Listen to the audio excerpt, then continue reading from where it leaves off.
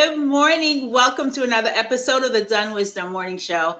My name is Melissa P. Dunn. I am the CEO of MD Marketing Network, the founder of this DunnWisdom movement, where we introduce you to entrepreneurs and community leaders who are getting it done.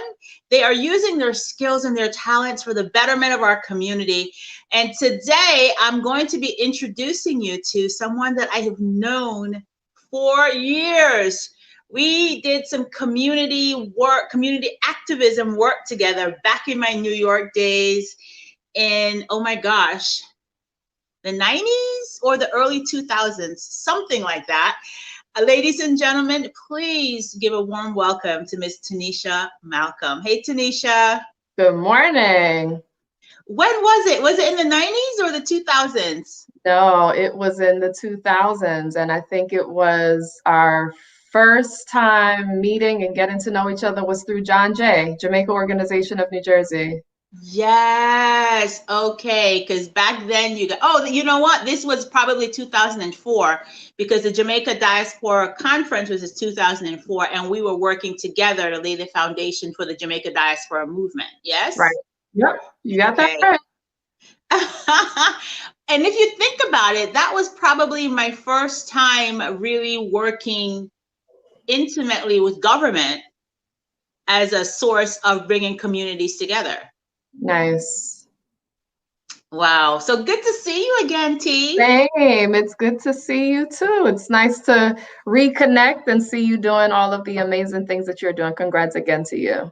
Thank you. Thank you. Thank you. So you are officially my first guest since being sworn in yesterday as commissioner for the city of Lauderdale. I like being a first. That makes me feel good. Oh, girl, let me see. Good morning, Miss Joy. Good morning to you. Good morning to you. Hold up. I got to see this necklace. Natasha, could you put her in the frame by herself so we could talk about this necklace, honey? What? Yes. So I love accessories. I think I have an accessory addiction. My mom asked me the other day, like, how many necklace earring sets do you have? And where do you keep all of them? I don't even keep up. But in any event, I really do believe in supporting our small business, Black business particularly in this area. So this piece is from one of my favorite stores in Newark, New Jersey called Ancient African Formula. It's owned by a woman by the name of Amina. I buy not just my body products from her. She makes shea butter, black soap. She has hair shampoo, all kinds of wonderful homemade organic product. And she, of course, has accessories. And I get sucked in every time to the accessory section and never leave without a couple of pieces. So this is one that I bought a few years ago and I love it. It's really comfortable. It has a snap in the back and it just makes things pop, right? I have on a plain blue shirt, add some color to it. It's a conversation starter for sure. Yeah, that's what I'm saying too, Miss Joy. It is amazing. We could not start the conversation without touching on that necklace. So what are you up to these days, Tanisha? Sure. What am I not up to these days? I have been busy. I mean, in some ways, I am grateful for this pause and time to have just been home and, to reset and recalibrate and reassess. But professionally, I transitioned jobs. I started a new job like at the very height of the pandemic and the world pretty much shutting down. I joined the Nature Conservancy on March 31st was my very first day in a very new role in a new organization that I had no affinity or connection to before. And I joined as the Director of Urban Programs. And in my role, not only am I joining into pause. Let us just celebrate you for a minute, sister.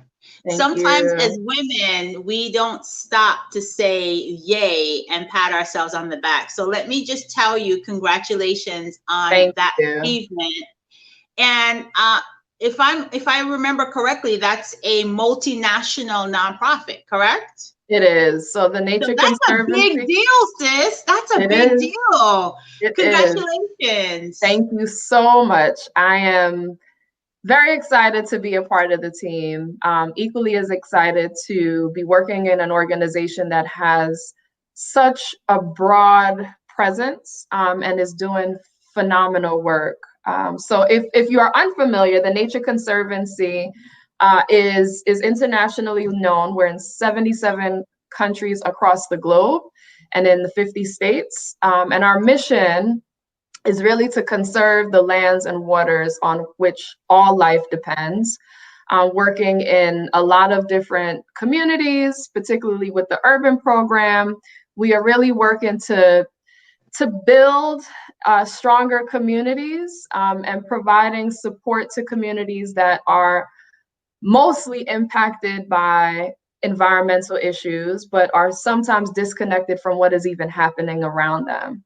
So with planning and our science-based solutions and approaches and building strong partnerships and being in a position where we are listening and understanding and really assessing what communities are experiencing, our hope is to help green those communities so that they can be more resilient, healthy, and of course, making sure we're doing that in an equitable fashion. Oh, I love that you're keeping equity in mind. See, what did I tell you? Sometimes we gotta take a pause to say, pat ourselves on the back. But I love that you are including equity in the environmental conversation. I think that's something that we forget, particularly when it comes to environmental issues in brown and Black communities. Sometimes I feel like we get left behind a little bit. Certainly, certainly.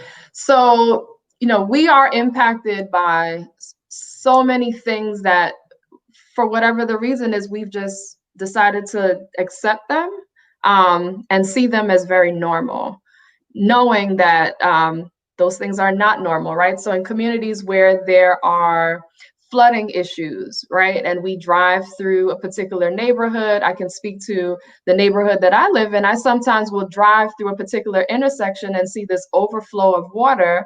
It's consistently flooded on a very rainy day.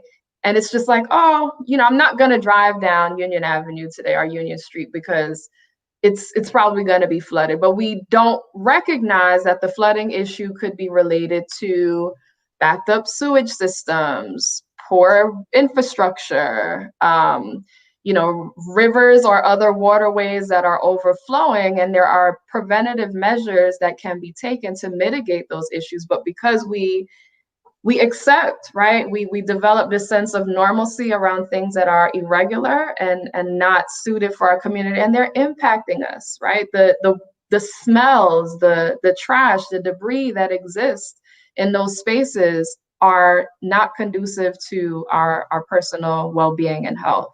So there's lots. I mean, the air that we breathe, the limited green space that we don't always have access to. There's lots and lots of things that we can definitely tackle if we become a little bit more intentional about paying attention to those things and making the connections into how they impact us.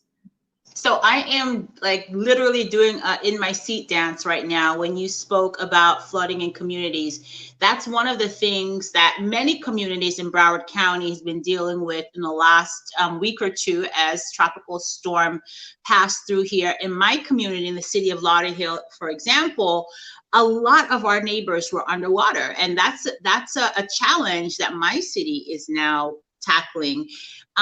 Does your organization help cities to address these issues? We do.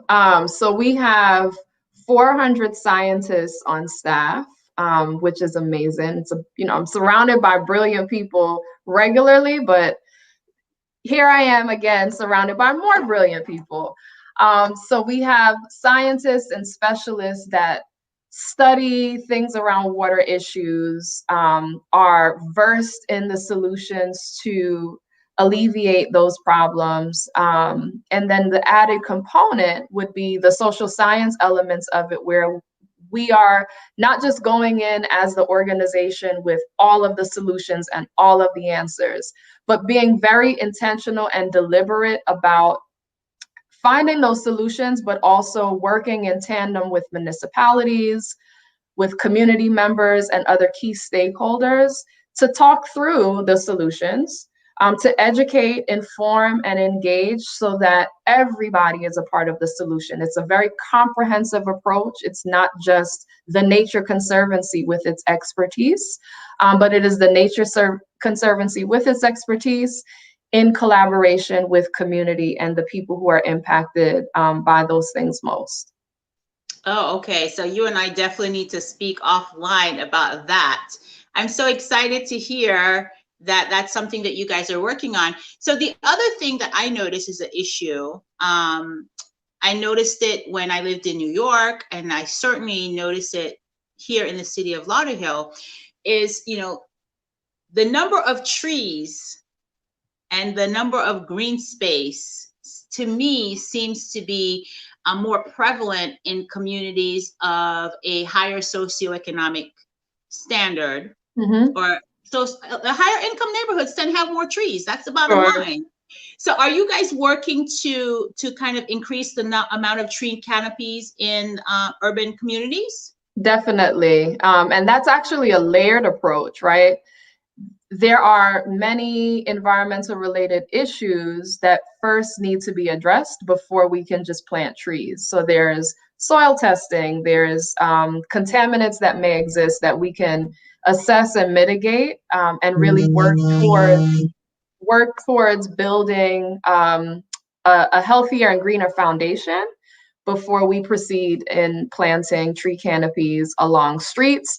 I mean, planting trees in some communities also is not as simple as a process, because again, people just plop a tree in front of your house and you may not necessarily want it in front of your house because your sidewalk is in disrepair. So there are some other things that we need to rectify and ensure that are addressed before we just put a tree in front of your home. Trees are great, trees are beautiful, but they have a mind of their own.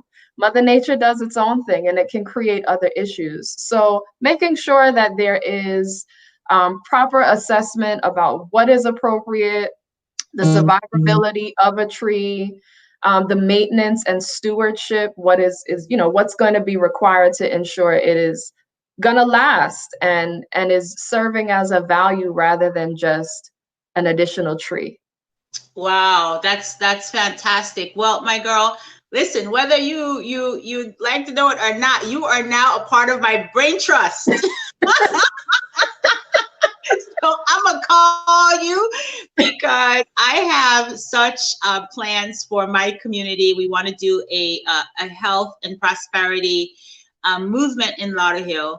And so I'll be calling on you for show, because you are now my environmental advisor, girl. You got it. You got it. So you should know that I'm not coming by myself. I don't fly solo. I'll be bringing a team. That's good. I love to collaborate. So I love that you roll deep. We have a Florida chapter, and our Florida, my counterparts in Florida, I'm sure would be very excited to continue the conversation. Okay, fantastic. So that's what you're doing professionally. I know you well enough to know that you have multiple streams of income going on. So what's your side hustles, girl? Boy, so side hustles. Most recently, my 13-year-old started a lip care line, and I'm talking about her side hustle, but it's actually, I feel like I work for her now. So I'm hoping. Listen, she's a boss like her mom. So, okay, you're her first employee, okay? She is out here crushing it, making lip gloss, lip balm, lip scrub, body products, and I work for her. I box, I package, I help her process transactions. I'm helping her with her social media while simultaneously running my own business. I'm a distributor with an essential oil business known as Young Living. I'm also working with a couple of community-based organizations to secure funding for programs and operations. I'm also helping with some program design and program evaluation for a couple different nonprofits that are in the greater Essex County area of New Jersey. Oh, fantastic. Congratulations. I knew that you had your fingers in multiple pies. So how is it being a mom of an entrepreneur? Oh, it's fun. It is really refreshing. to see all it is. You think your children are not watching and taking note to who you are and what you do and how you operate and move.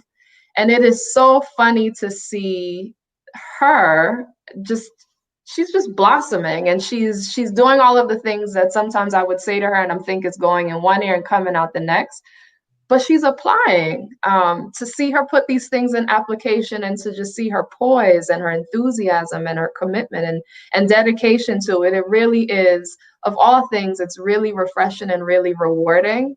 Knowing that there was no handbook that I had to read or a toolkit to say, these are the things you should do to be a phenomenal parent. I learn every day at a time. Every day is a new lesson. That's so powerful. And what's the lesson that's been most useful to you?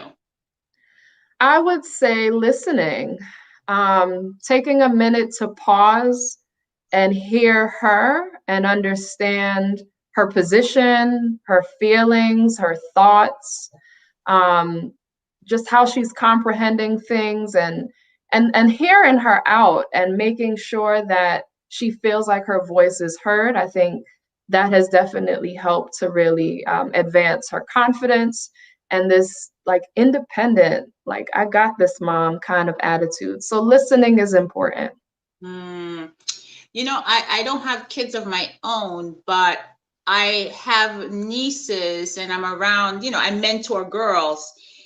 And to me, it seems like, thinking about the way that I was raised, right, by old-fashioned Jamaican principles where children are seen and not heard, and where you do what I say without question.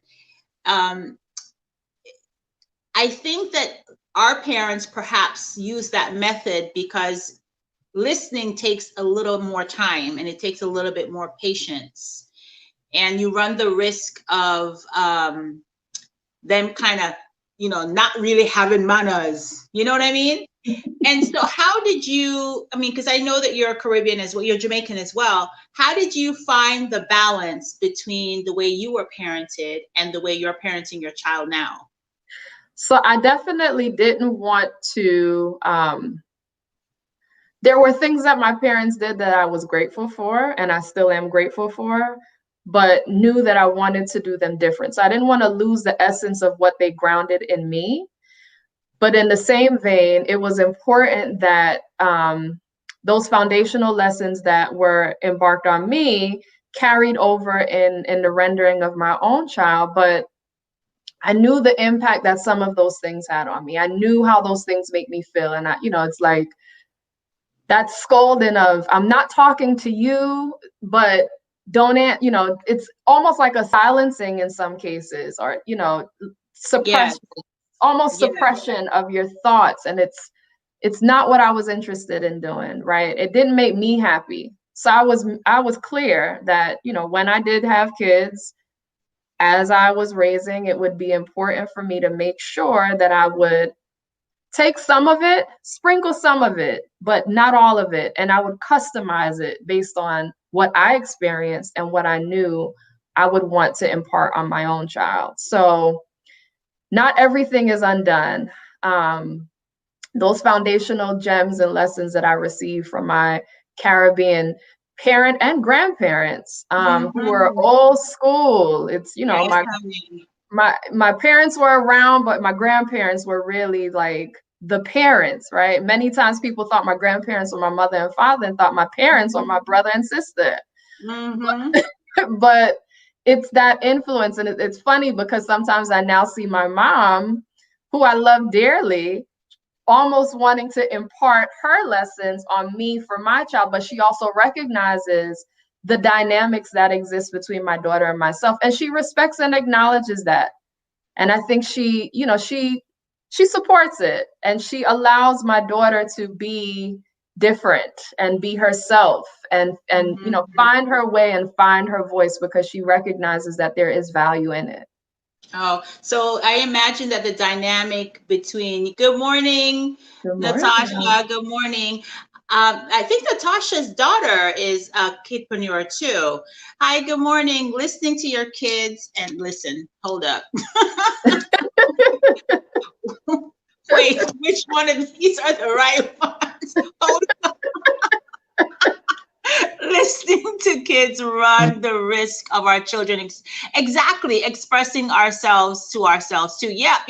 Exposing ourselves to ourselves. That's so true. That is so true. This is my bestest friend. Okay. Ari is a true reflection of parental love and awesomeness. Yeah, I see that. I can see that for sure. So, was your mom an entrepreneur too? My mom was not an entrepreneur, but my mom is a woman of many talents. My mom worked in the financial industry for many years. She is a super supporter of everyone. And the one characteristic that I think that I have definitely of my mom is being that connector. So, being the resource to know how to plug and direct people to resources, information, or just, a good old, like, who can braid my hair, who can cook, who can help to cater my dinner, or who can babysit, or who knows how to ship a package to Jamaica and make sure it gets there in a timely fashion. Yes. So really being that plug and the connector and carrying that over, I would say that was a little bit of her entrepreneurial spirit, but she herself did not have a business. Yeah, well, I believe that a lot of us have entrepreneurial spirits that we actually have to bring to our jobs in order for us to grow our teams, grow our divisions, meet our goals. For sure.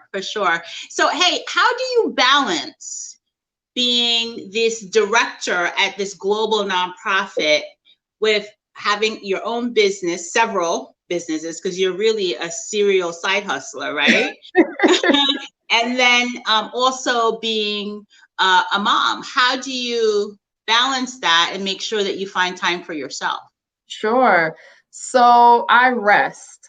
And when I say rest, I don't necessarily mean rest in its literal sense, but rest in I retreat, I eat, and I generally eat healthy, I sleep, and I treat myself, right? So REST, rest, retreat, eat, sleep, and treat.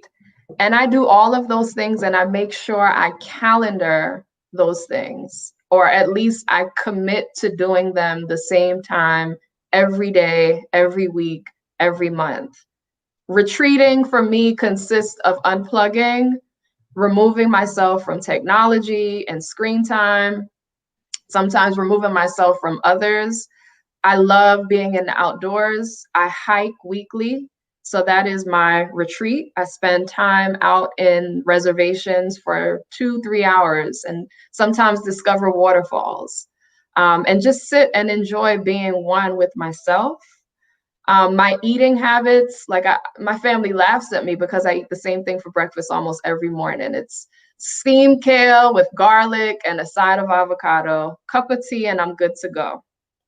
I sleep. I really value my sleep. By 10 o'clock, I am winding down and I'm committed to making sure I get at least 6 to 7 hours of a good night's rest. And I treat myself. I spend quality time with good friends, always in good company, usually over some kind of adult beverage. And I love music. So I'm generally in my house dancing and finding something to just let this little bit of hair that I've got going on down and just be myself. Oh, I love that. So, two things that stood out for me with that, and I'm listening, I'm taking notes for myself, right? Because my world is about to get busier again. And the two things that stood out for me is not only rest and what it means for you, but the word commitment. Mm-hmm. And I think that's a word that we sometimes use lightly. Agreed.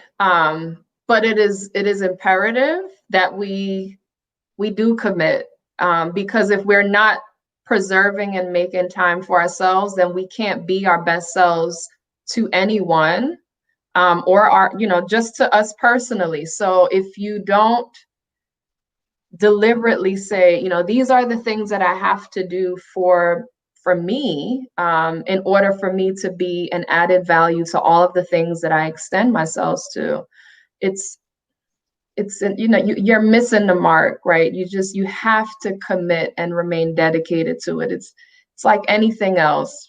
You go to a job every day, or you do a job every day, whether it's your own or you work for someone else. You have to report at a certain time, you have to show up, and you have to be present.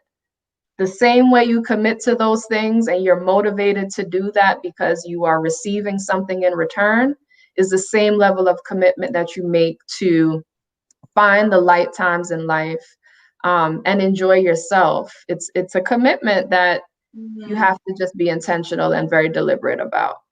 Oh, I love that. So just so that you know, I'm going to be using your REST acronym, okay, with my clients. Wonderful. I love that. That was so powerful.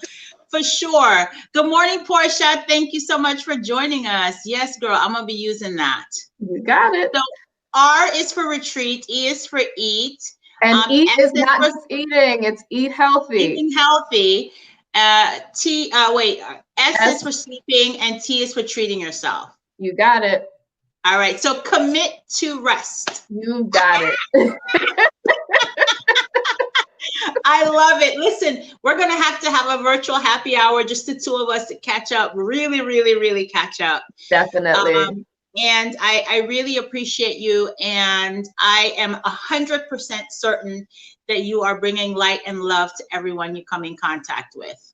I am doing my very best. It is the intention and affirmation I set every day. Oh, fantastic. Do you have any final words of wisdom for us?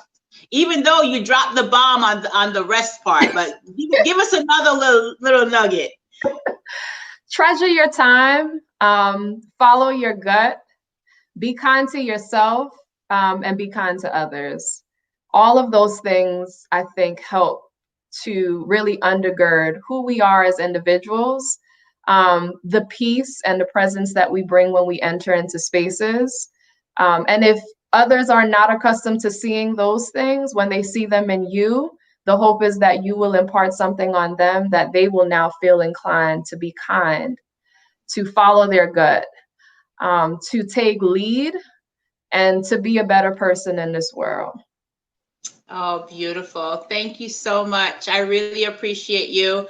I am officially extending an invitation for your daughter to come on our Kidpreneur show. So please let her know that Miss Melissa would like to interview her, okay? Noted, definitely.